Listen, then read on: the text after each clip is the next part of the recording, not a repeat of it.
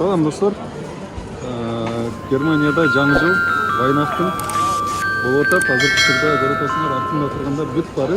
Мына ошол жаңы жылдын алдында атайын өзүнүн буткаларын, болбосо ар кандай тамактарды элдерге сунуштап ушундай жерде сатышат. Абдан бул жакшы жаңы жылдык атмосфера көрүп атасыңар, абдан бир сонун болуп атат. Бүгүн силер менен ошол кичине болсо да жаңы жылдык атмосфера менен тааныштырып өтмөкчүмүн. Анда эмесе кеттик.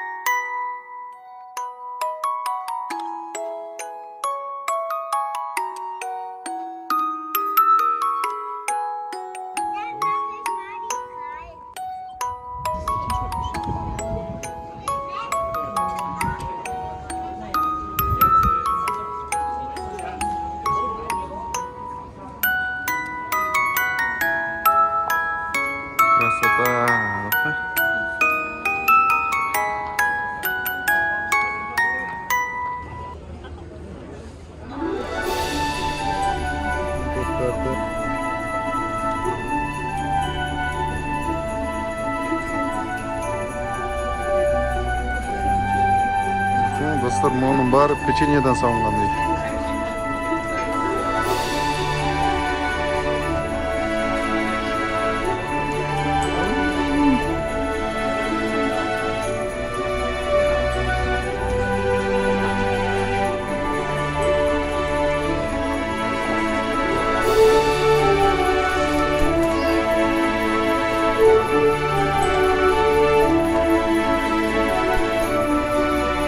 Also das kriegen Sie alles, so wie es